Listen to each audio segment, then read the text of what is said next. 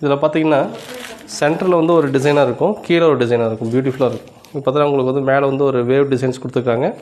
சென்டரில் பார்த்தீங்கன்னா உங்களுக்கு வந்து லீப் டிசைன்ஸ், மறுபடியும் கீழே பார்த்தீங்கன்னா ஒரு வேவ் டிசைன்ஸாக இருக்கும். எல்லாமே வந்து பார்த்தீங்கன்னா ஒரு நல்ல ஒரு பியூட்டிஃபுல்லான சாரீ. Only 399 plus shipping.